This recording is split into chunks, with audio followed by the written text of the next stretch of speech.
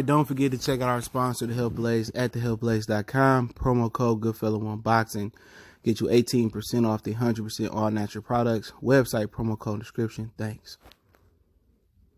All right, back. Breakdown prediction for Artur Beterbiev taking on Oleksandr Gvozdyk this Friday, October 18th, 2019, in a rare unification clash in today's day and era, even when you got 4, 5, 6, 7, 8, 9, 10 belts in a division. But let's talk about it, man. We back. Goodfellow Sports TV. Make sure you hit that subscribe button, bell icon button, share the video. And it's very, very exciting in October. Golovkin Derevchenko, I think, was a prequel to, once again, these Eastern Europeans fighting each other. And we found out why they don't want to fight each other, because they know they're all tough and they know each other's tricks. Then as well, next week, you got Regis Prograis taking on Josh Taylor. You got Nathaniel Gallimore stepping in for Terrell Goucher and fighting Erickson Lubin. You got Robbie Jr. taking on Adrian Granados. So it's an exciting stretch of boxing. Then I think the week after that, you got Canelo taking on Kovalev. And this fight, I believe, is going to be on ESPN, if my memory serves me correctly. But I'm excited. Let's talk about it. And let's talk about Oleksandr Gvozdyk first. He's 17-0, no draws, 14 knockouts, big ones. 6'2", 75.5-inch reach. I believe he has a 2.5-inch reach advantage and a few inch height advantage on Beterbiev in this fight. Nickname is the Nail. He's been pro since 2014, April to be exact. And a good fighter. Most notable victory was that he hurt Adonis Stevenson, sent him to the hospital. Stevenson back punching the bag. That's some good things. He's fought Isaac Chilemba, real tough guy. He stopped him. He retired. He got injured in that fight. He's fought Craig Baker. Tommy Caprese stopped him. Pretty much the homie Otis Griffin. Shout out to Otis. This is my guy. Fought him, beat him early on. So they don't have a lot of big names, but he got an extensive amateur background, as most of these Europeans do, especially the Eastern Europeans. And Beterbiev, 14-0, no draws, 14 big knockouts. He turned pro in 2013, been very inactive throughout his career. Was with PBC, and now he's with Top Rank. And he had a small stint on the zone when he got dropped by Callum Johnson. He 5'11.5", 73-inch reach, so he has a 2.5-inch reach disadvantage in his fight. Notable fights: he beat Hot Rod, who I thought beat Marcus Brown. He stopped him this year, May. Other than that, beat Callum Johnson. He beat Noling for the title. He beat Campillo. He stopped him. He another tough guy. Tavares Cloud. He stopped him. He was an older Tavares Cloud, though. So let's talk about the fight real quick. Gvozdyk, good fighter. Training with Teddy Atlas. Like to keep his range. Like to fight on the outside. Strong right hand. Good right hand to the body. He gonna need it. Good jab. Good foot movement. You know what I'm saying? Solid foot movement. I won't say great, but solid foot movement. He got the height advantage in this fight. I think he's been dropped a couple of times, but I know he get hurt sometimes. But he tough. You know what I'm saying? And he can really do his thing from the outside. He's a boxer that like to fight on the outside, feint. And you know what? I think he best when he on the front foot and keeping guys at the end of his punches. For the most part, he do get hit. He not a big head mover. He move it every now and again. His foot movement is basically his defense and his height and his reach. And once again, his equalizer is the big right hand. Other than that, you really don't see a lot of weaknesses, holes in this game. And that's what a lot of guys, to the naked eye, you don't see a lot of weaknesses because, for one, both of these guys combined barely got over 30 fights. Okay, they ain't really been tested like that. I know Beterbiev got dropped by Callum Johnson. I think Gvozdyk, he been hurt a few times, been dropped. But this fight is gonna show a lot of holes in their game. You watch the film; they're not fighting upper echelon competition, but you got guys with 20, 30 fights that ain't fighting upper echelon competition. When you put the Beterbievs and Gvozdyks and the Kovalevs and the Wards and the, you know what I'm saying, you put those type of guys in the ring together, you start to see small holes or holes that you don't see in that game. You start to see them become glaring and they become humongous. So really, I can't really tell you exactly what his weaknesses are. And I think it's going to show this fight, but I do know he get hit a little bit too much. You know what I'm saying? He you know what I'm saying? He probably go better than most most Europeans on the back foot. You know what I'm saying? He's strong, he rangy, he can catch, he can shoot, he can counter. You know what I'm saying? But he might just be a little bit chinny. But it is what it is. But other than that, I think we're going to see him go, if he win this fight, he going to go a tough, whatever it is, 2, 5, 10, 12 rounds. It's going to be a tough one. So we're going to learn a lot about him. Beterbiev, the same thing about him. He got dropped being aggressive. He can be aggressive on the inside, and you can catch him with counters. You know, sometimes he get reckless, and he like to go to war and be in a firefight. And this is where I think Gvozdyk is going to be able to take advantage with his right hand in his counter punching. You know what I'm saying? But Beterbiev, strong fighter. I think he's faster than most people give credit for, even with his feet and in his hands. Both of these guys got the ability to box on the back foot better than your average Eastern European, but that's not what they do. That's not their preference. Whoever, you know, and for Beterbiev, good body puncher, strongest guy in the division, I believe, bar none. Strong as hell. Seen some of his workouts, no doubt in my mind. But strength don't win fights, but he got good punch placement. He is solid, good counter puncher. He's solid to the body. He like to come forward and be aggressive and low key. You know, I think he got some underrated defense coming behind that high guard, but he get over aggressive and he can be able to be countered. And Gvozdyk gonna have to have that right hand cocked. But that's his biggest weakness right now. I see in Beterbiev, which I think we're gonna see some more in this fight if it go long enough. Is that, you know, he like to get dragged into a firefight and all defense go out the door. He believe in his strength. He believe in his legs. He believe in his chin. He believe in his power.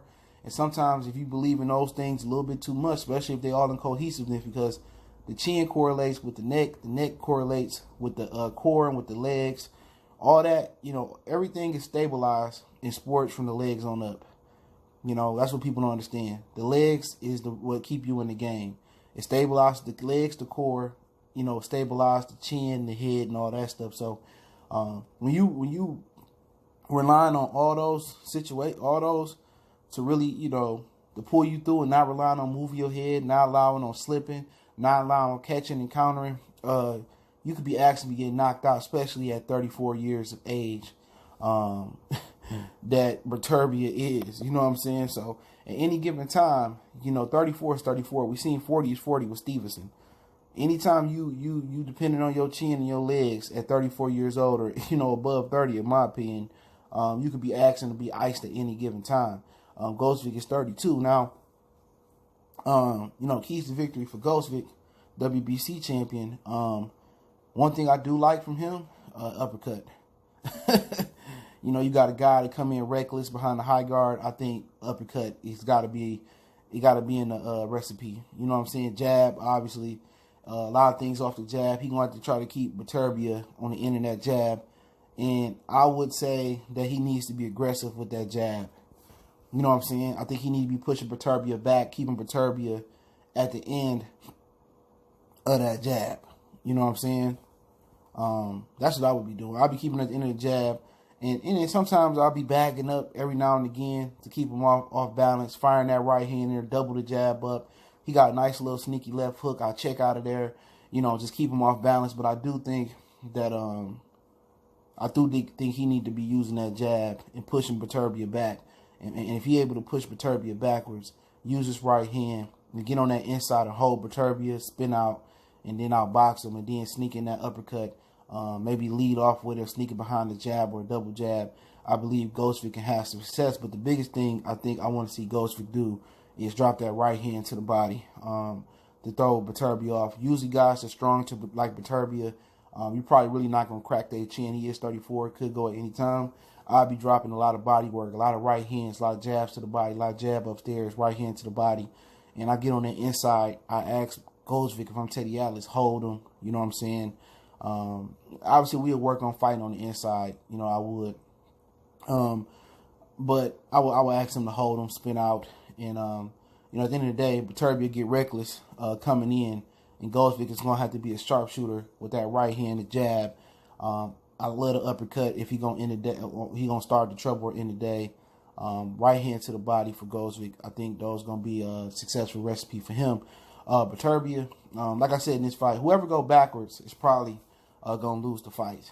But if somebody go backwards and win, I think they're both going to box solid on the back foot. I favor Gvozdyk to box on the back foot and win. But Beterbiev is such a load coming in. And when he beat Hot Rod, and I just got done watching that fight, it made me a believer. He's strong. He's faster than people get credit for. His foot speed faster than people get credit for. Got underrated defense. He only get reckless when he get on the inside. I like to see him work Gvozdyk body. He got a nice little uppercut as well. I like to see him use his uppercut. And they both, you know, I think uppercut is important and rip the uppercut on the inside. But I like to see him work Gvozdyk body. They're both orthodox fighters. And I think if he get on the inside, his shorter shot should get there quicker. So this is going to be a fight of ranges. If Beterbiev on the inside, I expect him to win. I would ask Gvozdyk to hold. And if, you know, the fight is on the outside, and I think Gvozdyk should be, you know, pressing forward and not always moving backwards, keeping Beterbiev at the end of his punches, I think Beterbiev is going to lose. But I think Beterbiev needs to get on the inside. I think he needs to, you know, work Gvozdyk to the body, rip him to the head, uppercuts. I think he's strong. I think he's stronger than Gvozdyk. I think I would take his chin over Gvozdyk. I would take his power over Gvozdyk. I think speed is comparable. You know what I'm saying? I don't think nobody is glaringly faster than each other. I think they both faster than people get credit for. I do like Gvozdyk foot movement a little bit better than Beterbiev, but I think Beterbiev need to rip the body, come forward, come behind his jab, obviously, get on the inside, and you know, and try to get to Gvozdyk chin. But I would do that by taking the air out of his tires and taking his legs away and ripping the body. This fight is going to be fought at a distance. You know, it's going to be a distance. If, like I said, if Gvozdyk is on the outside and picking them off, coming in and, you know, countering, he going to win the fight. Preferably by, you know, stoppage or decision. If Beterbiev is able to get on the inside or fight in that pocket range and he able to, you know, make Beterbiev fight on the inside, make Gvozdyk work hard to keep him on the outside, I think late he'd turn up and stop him. But I do think I think Beterbiev is the bigger puncher. I think Gvozdyk is slightly the better boxer on the outside. So it's gonna be a great fight. I think what's gonna happen is it's going to take a minute for Beterbiev, and he a quick starter. Either you're going to get an early knockdown and early stoppage from Beterbiev, or Gvozdyk is going to keep him on the outside early on. Beterbiev going to have a little bit of problem. I think Gvozdyk is going to mix it up. He's going to throw a lot of hard right hands. He might even throw a lot of hard left hooks with him coming in, try to deter him from coming in. But I think the body work is what he's going to need to do with that right hand to keep with the jab to the left hand and the right hand behind it. I think the body work is going to be able to throw Beterbiev off. But I think Beterbiev is going to come on around the 6th, 7th, 8th round. And I think it's going to be a war. I think he's going to close the distance off. I think Gvozdyk going to try to slide out the side doors, try to box and keep him off. It's going to turn into a slugfest. You're going to learn a lot about Gvozdyk. You're going to learn a lot about Beterbiev. I think this is a fight that could produce a trilogy. I think this is a fight that can take years off people's career, depending on, you know, I think it's only one way it can happen. It can go down. It's a firefight, but I think Beterbiev is going to stop him in 10. I think Beterbiev is going to get the stoppage. I think he's stronger. I think the speed ain't that too much different. I just think he's resilient. I think he's hungry. I think his punch power is going to be the difference. Gvozdyk got that equalizer in the right hand.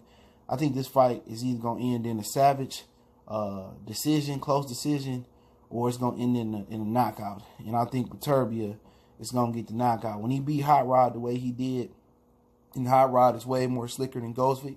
I think Gvozdyk is more polished from an amateur background, but Hot Rod, it was real slick.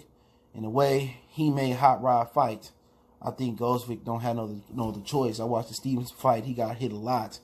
Not saying Beterbiev don't, but I'm going to go ahead and trust Beterbiev being the stronger fighter, the bigger puncher, and I think he's going to have his way at some point in time. He could be losing by the time that time comes, but I think he's going to, stop him, start with the body, stop him to the head.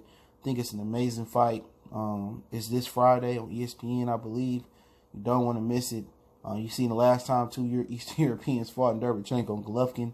You see why they don't want to fight each other, because they know each other's tricks and they know they're willing to go to war. But yeah, ESPN, I got Beterbiev in 10 round stoppage, maybe KO, TKO. I think it's going to be an instant classic, and I think October is going to be a classic month to close out this decade in boxing. Goodfellas Sports TV. Don't forget, we on Facebook, Instagram, Twitter. Reach out to the email if you have a business question, inquiry, sponsorship, or video request. Keep sharing the videos. I appreciate the love, support. Don't forget, check out our sponsor, The Health Blaze, at thehealthblaze.com.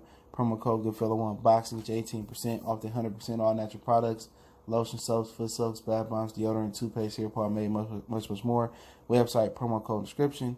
All the social media links in the description as well. You want to make a donation, that link's in the description. And let me know what you think, who you guys think in the comment section going to win and why. I love to hear you guys' comments and rebuttals to the videos. As long as you don't get disrespectful, I won't get disrespectful with you.